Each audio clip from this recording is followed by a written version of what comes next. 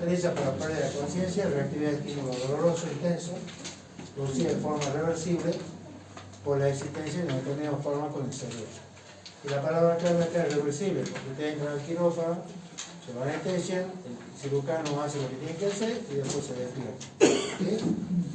Entonces, hay analgesia, insensibilidad al dolor, pérdida de los reflejos somáticos y vegetativos, amnesia completa durante el acto quirúrgico, relajación de la musculatura esquelética y entra, pero tener ausente, ¿no? Porque llega de la conciencia, está todo en la bibliografía que lo manda. Si sacan fotos. Estudiar de eso, profe. ¿Sí? El mecanismo de acción de los anestésicos generales, ¿sí?, es específico, droga, ¿no es cierto? Receptores, esos receptores están situados en todo el sistema nervioso central y cada anestésico puede actuar de forma diferente o similar en distintos núcleos, distintas vías excitatorias e inhibitorias y dar lugar a un mismo efecto anestésico a pesar de la compleja organización que tiene el sistema nervioso central. ¿Sí? Todavía no es bien conocido el mecanismo de acción de los anestésicos, pero se cree que son receptores distintos tipos de receptores que están distribuidos en todo el sistema nervioso central. Pero la amnesia y la inconsciencia se obtienen por los efectos sobre el cerebro, la inmovilidad, la antipercepción y el bloqueo de la respuesta al dolor se produce por la acción en la médula espinal, cordón posterior y en la motoneural. ¿Sí? Los gases y líquidos volátiles se absorben bien por vía pulmonar.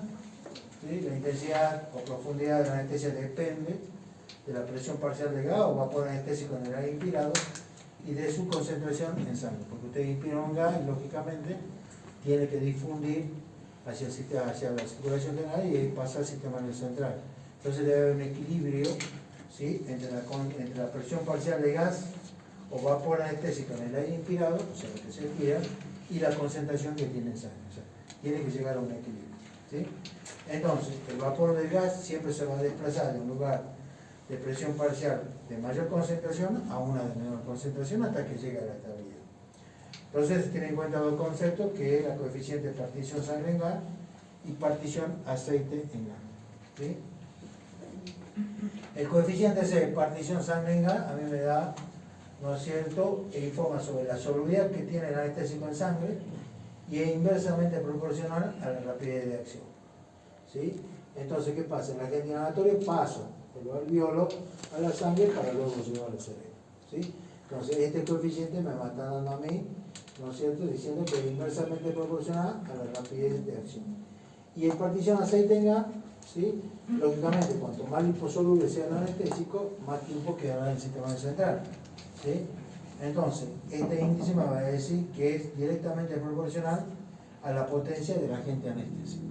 Bien, este coeficiente entonces me va a dar a mí, donde dice directamente la potencia. Cuanto más liposoluble sea el agente anestésico, lógicamente va a tener mayor potencia anestésica. ¿Sí?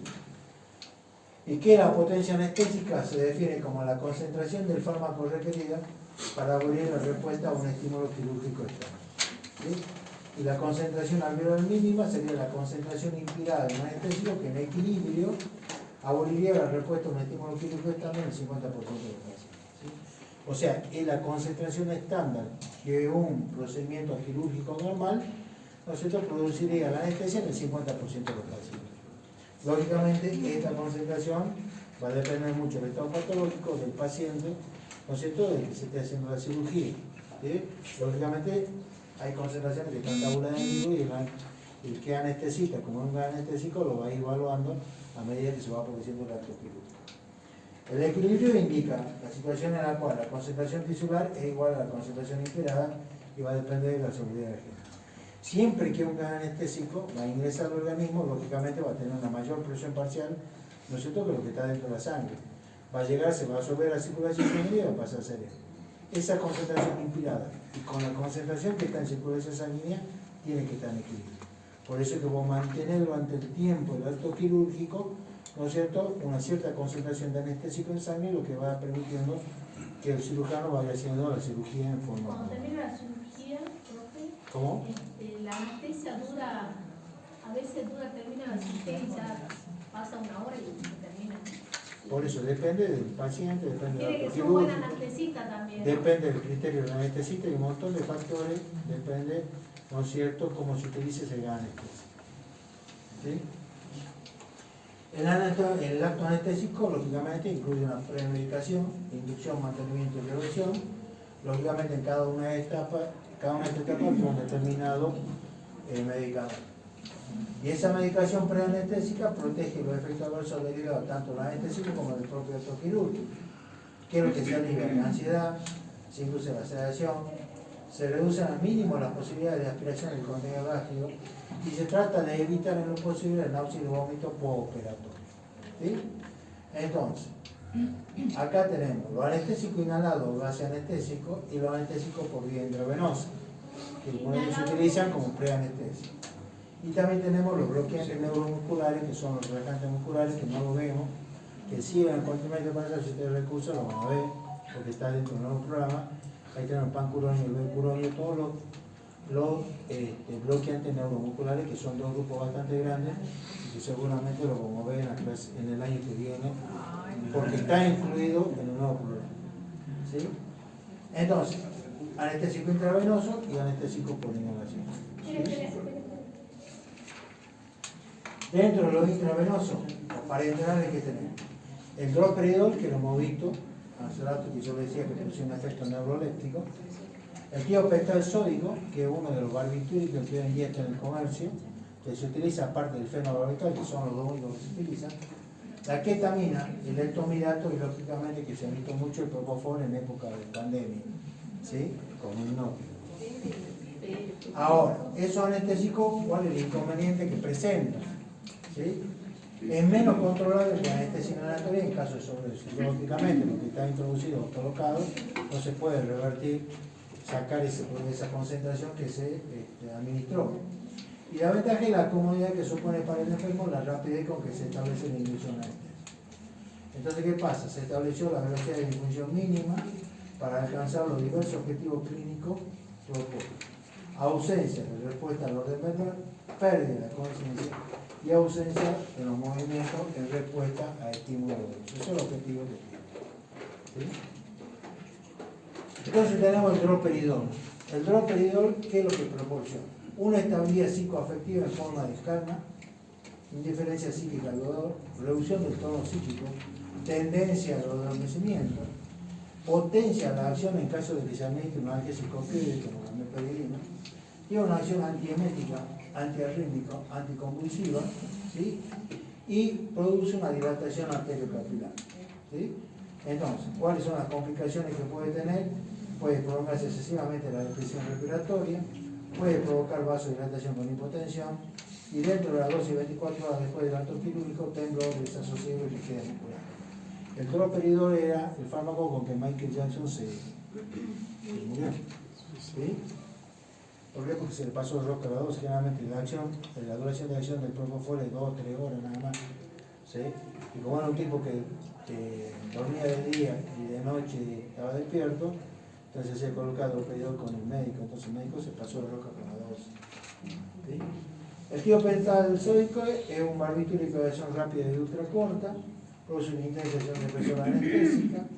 La acción hipnótica aparece a los 10-20 segundos y dura unos 20 a 30 minutos, o sea, es muy rápido. La dosis intravenosa es 3,3 y 5 miligramos kilogramos durante 15 a 30 segundos. Carece de propiedades analgésicas y biorelajantes, porque muchas veces se gaseosa un opioide o un relajante muscular. ¿Sí? Entonces, la profundidad de la anestesia y la depresión de diversas funciones es proporcional a la dosis que se administra. ¿Sí? Si la depresión no es profunda, puede ser sedación, broncoespasmo y laringoespasmo.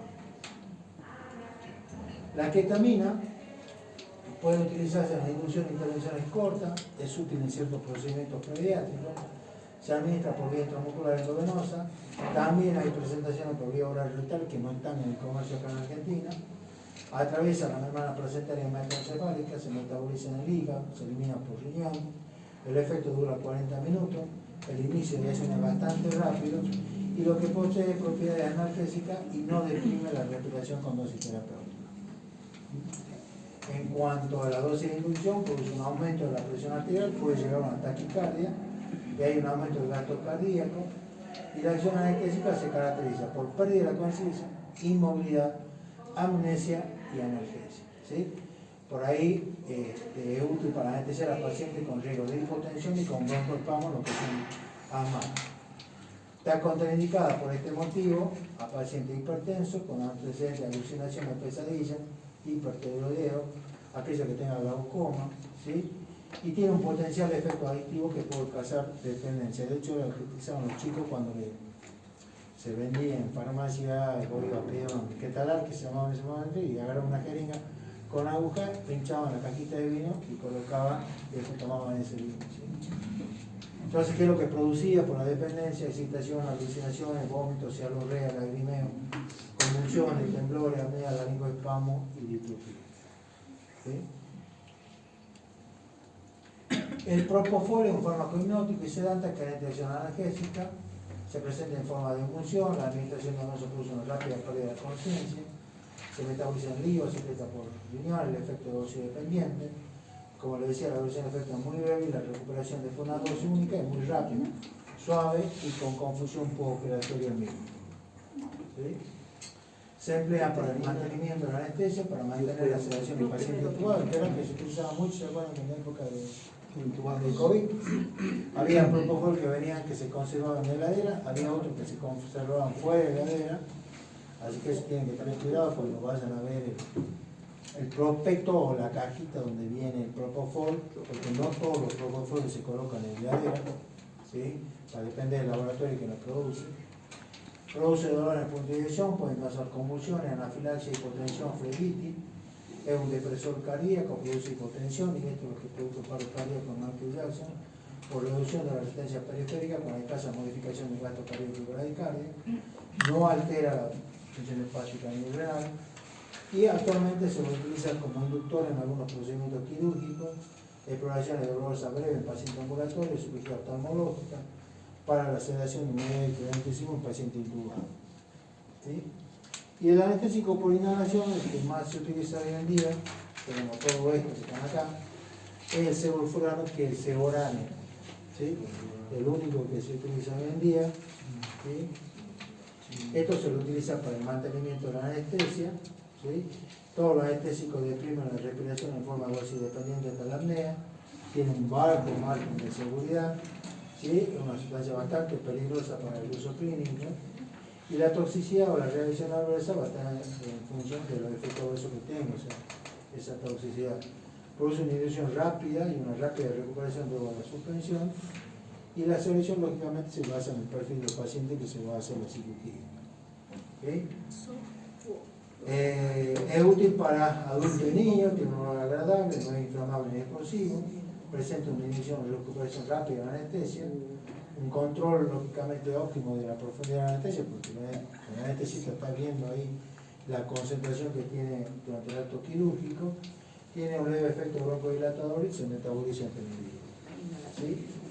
No aumenta el ritmo cardíaco ni el flujo sanguíneo renal, buena relajación de la musculatura esquelética. No se debe utilizar en el embarazo y debe tener la precaución cuando se administra a mujeres en periodo de lactancia. La presentación viene entre 350 y 250 mililitros.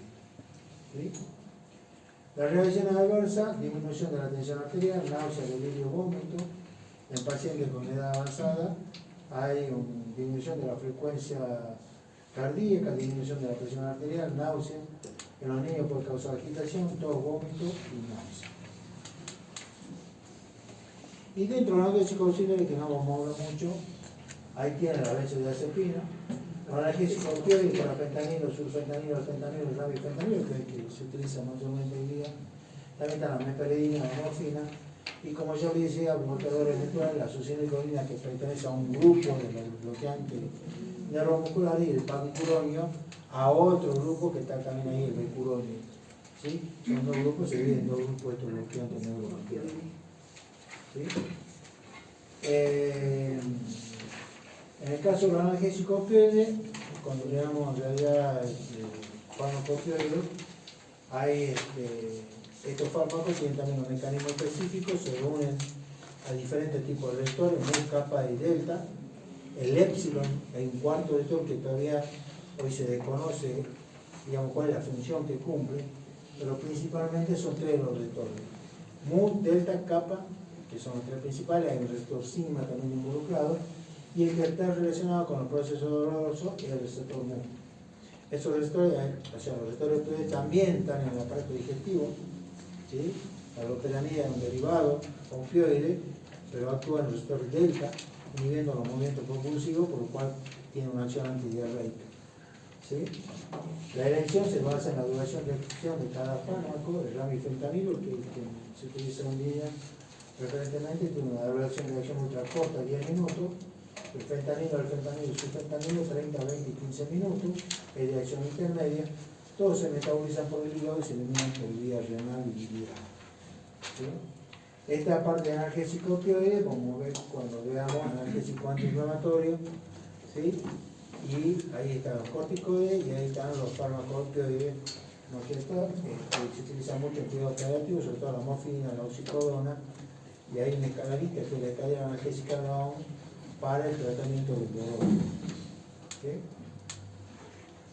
Son administrados a dosis muy altas por vía endovenosa, no se tiene en cuenta la presión respiratoria porque la respiración del enfermo está controlada, la función cardiovascular permanece casi inalterada, estable.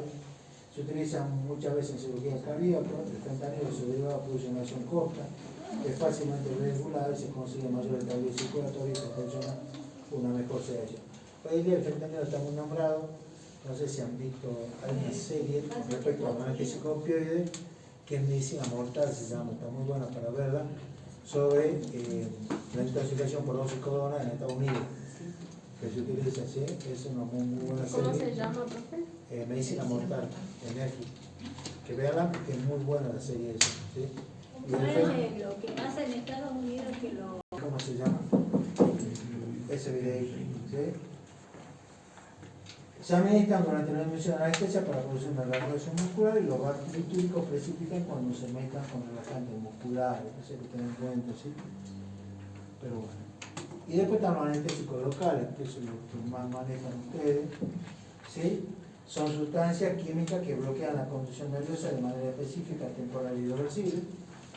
Específica, temporal y también reversible. Siempre, cuando hago un poquito de anestésico local, hago referencia al odontólogo. Ustedes van al odontólogo, le colocan el anestésico, esperan unos minutos hasta que tome la anestesia y posteriormente, dentro de las 2 o 3 horas posteriores, ¿no es cierto?, se elimina esa anestesia, no sienten el adormecimiento, ¿no?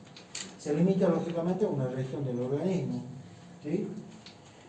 La estructura química consta de 3 elementos: la porción lipofílica, intermedia y hidrofílica. Fíjense ustedes acá, ¿sí? Esta es la estructura en general de todo. ¿Dónde está la diferencia? En la cadena intermedia. Este sería una amida y este sería una función éster. Pero después está formado por el grupo lipofílico, una cadena intermedia y en un grupo hidrofílico. Cada una tiene su función. ¿Sí? La porción lipofílica participa en la difusión, fijación y actividad del anestésico local. La cadena intermedia interviene en la selección, el metabolismo y la toxicidad que tiene el anestésico general. Y la porción hidrofílica, nosotros estaría no ionizada o catiónica. Lógicamente, la no ionizada, como dijimos en la parte general, va a penetrar más fácilmente en el tejido a través de conceptos de difusión pasiva. ¿Sí? O sea, moléculas pequeñas, no ionizadas, que sean liposolubles, atraviesan más fácilmente la membrana plasmática, que es la catiónica, que está cargada positivamente. ¿Sí? Entonces dije que se divide en ésteres y amidas. ¿Sí? Esta clasificación expresa la diferencia en la capacidad alérgica y el metabolismo. Los ésteres son rápidamente hidrolizados en el plano por una pseudocolinestereasa, ya en sangre están, ¿cómo se llama? Están hidrolizados, y las amidas son llegadas más lentamente por los microsomas hepáticos, dentro del metabolismo hepático. ¿Sí? Entonces ahí tienen todo, ahí está la metilvacaína, la bupivacaína, la lidocaína, que son amidas, ¿sí? Y los ésteres tenemos la cocaína, la procaína, la tetracaína, la benzocaína, que hacen preparando la molita, que tiene benzocaína. La cocaína, que en realidad en los primeros instancias es un anestésico local, ¿sí? Un anestésico local. Bueno, y la procaína, que es la tetracaína, la lidocaína, que la conocen, ¿sí? Ustedes. ¿Sí? Entonces, acá está la clasificación, mepivacaína, bupivacaína, la bupivacaína que se utiliza bastante en algunos hospitales. ¿Sí? Acá, de acuerdo a la duración de acción y potencia anestésica baja, tenemos la procaína, de acción intermedia, lidocaína y mepivacaína, y duración de acción larga y potencia anestésica elevada, tetracaína y bupivacaína. ¿Sí? Bueno, ustedes tienen acá un mecanismo de acción en el librito que corresponde a la parte no ionizada, catiónica, pero el resumen, que es lo que tienen que decir ustedes cuando se les pregunta, dice que la acción fundamental de los anestésicos locales es una disminución de la permeabilidad de la membrana de iones sodio, lo que provoca un bloqueo de la conducción nerviosa. Lógicamente, esto está relacionado con lo que es la transmisión del impulso nervioso. Acuérdense de la parte eléctrica, no la parte química, ¿sí? Donde hay despolarización y polarización, tenemos el intercambio de iones a medida que va pasando el impulso nervioso. La mayoría de los anestésicos locales son ligeramente ácidos, de las dos formas, catiónica y no ionizada, y la forma que presenta mayor estabilidad es la clorhidrato. Clorhidrato de benzocaína, clorhidrato de lidocaína, clorhidrato de bupivacaína, de mepivacaína. ¿Por qué? Porque es la forma más estable de presentación del anestésico local. ¿Sí? Hay un periodo de latencia, ¿sí? Es el tiempo que transcurre para que una solución anestésica se ponga en contacto con la fibra nerviosa para ejercer su acción de bloqueo. Vuelvo a repetir, acuérdense del odontólogo. Coloca la anestesia, espera unos minutos, ¿sí? Y recién empieza a trabajar. Es el periodo de latencia que tiene. ¿Y de qué va a depender ese periodo? Del tipo de anestésico utilizado y de la concentración de la solución que esté introduciendo, de la protección mielítica del nervio y del tipo del nervio que se quiere anestesiar, y de la distancia entre el lugar de aplicación del anestésico local y el nervio que se pretende anestesiar. Lógicamente, si van a hacer cabo, si van a hacer una correlación al lado izquierdo, no le van a poner el lado izquierdo, el anestésico, ¿sí? La absorción del anestésico, ¿de qué va a depender? Primero, el lugar de administración. La absorción, lógicamente, va a ser mayor cuando el tejido esté más irrigado, ¿sí? Y disminuye en función de la abundancia de grasa. De la dosis y la concentración empleada, ¿sí? Existe una relación lineal entre la dosis y la concentración sanguínea. Mayor dosis, mayor concentración sanguínea de la anestesia. De las características físico-químicas que tenga el anestésico local: vasodilatador, velocidad de distribución celular, eliminación, el grado de ionización, el pH de la solución, el pK, o sea, la constante de la acidez que tenga el anestésico, esa parte de química, y de la adición de un vasoconstrictor, que en ese caso sería la adrenalina o epinefrina, también se llama, ¿sí? Que viene en concentración de 5 microgramos por mililitro, ¿sí? Ustedes han visto que viene lidocaína con epinefrina o sin epinefrina. La que está con epinefrina es la que tiene un rótulo rojo, y sin epinefrina un rótulo azul, ¿sí? ¿Para qué se administra esto? Con el fin de disminuir la velocidad de absorción vascular, mejorando la profundidad de duración de la anestesia, disminuyendo el riesgo de hemorragia, disminuyendo la toxicidad sistémica del anestésico y eliminar la vasodilatación, que es un efecto colateral de casi todos los anestésicos locales. Para eso se le añade adrenalina, ¿sí? ¿Cómo se distribuye? Depende de la característica físico-química, de la coeficiente de solubilidad, del grado de unión a la proteína plasmática. Tienen diferentes grados, está tabulado en el libro, ¿sí? Estos anestésicos atraviesan la barrera hematoencefálica de la placentaria, ¿sí? Por difusión simple, y este es mayor cuanto menor sea la unidad a proteína plasmática. Lógicamente, ¿por qué? Porque el fármaco libre es una molécula muy pequeña que puede atravesar distintos tipos de membranas plasmáticas, ¿sí? Pues ya dijimos que los ésteres se hidrolizan en el plasma sanguíneo por la sodio-colinterasa, la amida se degrada en el hígado por metabolización, ¿sí? Se eliminan todos por orina, y una parte, pequeña cantidad, también por eso, ¿sí? Reacciones adversas de los anestésicos locales, ¿sí? Son bifásicos como resultado de una excitación primero y después de una depresión. Dentro listamos fasciculación en el músculo de la cara de los dedos, adormecimiento perioral, confusión, convulsiones tónicas crónicas, depresión, inconsciencia que puede llegar al paro respiratorio. A nivel cardiovascular, depresión de la contractilidad, excitabilidad, velocidad de conducción, disminución del volumen minuto, hipotensión ligera moderada, vasodilatación periférica, hipotensión grave, bradicardia, colapso cardiovascular. Y bueno,